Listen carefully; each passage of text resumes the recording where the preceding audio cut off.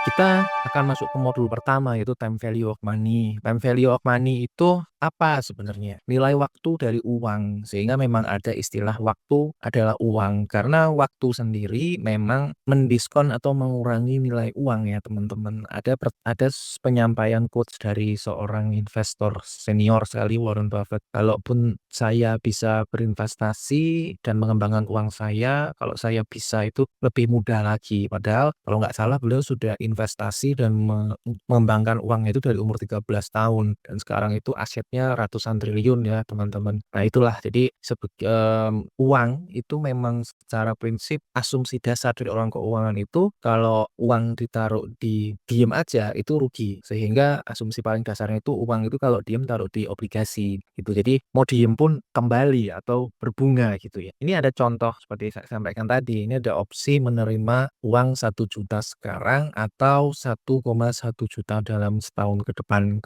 Tingkat bunganya 5%. Mana yang lebih baik? Jadi tingkat bunga itu kondisi di mana uang kita digeletakin aja ngembang segitu. Jadi misalnya ini kan ada pertanyaan 1,1 juta di tahun depan atau 1 juta sekarang. Melihat suku bunga yang sekarang 5%, maka kalau kita geletakin aja itu uang di deposito atau obligasi gitu, uang kita di tahun depan itu akan menjadi 1,050.000. Sehingga kalau kita dibandingkan dengan tahun depan 1,1 juta, tentu saja 1,1 juta lawan 1,05 juta itu akan lebih mending yang 1,1 juta di tahun depan.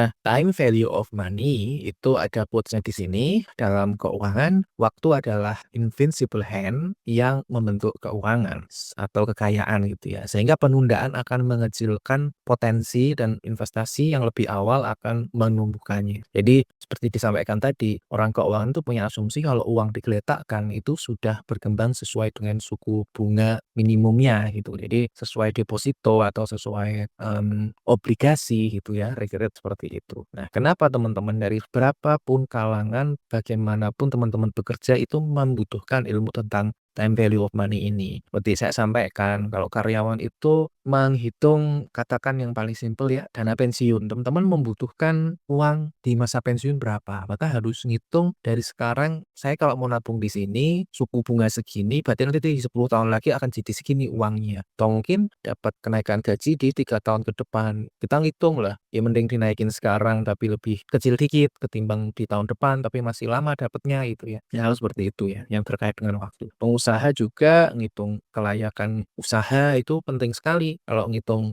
uang yang diterima 5 tahun lagi dengan dianggap diterima sekarang itu sangat tidak bijak gitu ya, karena ada diskonto atau suku bunga yang tadi itu. Lalu orang keuangan juga menggunakan time value of money untuk ngitung bunga kredit, hitung bunga sih tepatnya. Lalu marketing atau sales juga menghitung cicilan ya. Cicilan itu kalau teman-teman yang biasa kredit di bank itu ngerti pasti, orang krediturnya, orang tukang kreditnya itu ngerti bagaimana cara ngitung skema cicilan. Lalu untuk properti tentu saja juga untuk ngitung valuasi itu atau analisis investasi, kelayakan, hitungan KPR, pendidikan juga seperti disampaikan tadi perencanaan biaya kalau mau kuliah itu sekarang mahal sehingga harus dihitung dari awal. Lalu rumah tangga ya perencanaan tabungan, misalnya mau kredit untung atau enggak nih 0% misalnya tapi ternyata ada bunga sekian yang tidak terlihat sehingga harus dihitung lebih untung mana nih uang uang diterima masa depan atau sekarang karena dalam keuangan itu juga dikenal konsep accrual ya mau diterima tahun depan atau tahun sekarang tetap aja dihitungnya di tahun itu terima atau enggak gitu sih. Jadi biarpun mau ngutang tetap jatuhnya totalnya lebih rugi atau lebih untung gitu biarpun kita mungkin bisa lebih dapat cash di awal gitu ya. Jadi dianggap sama aja total bayar sama terimanya berapa gitu kalau dalam keuangan.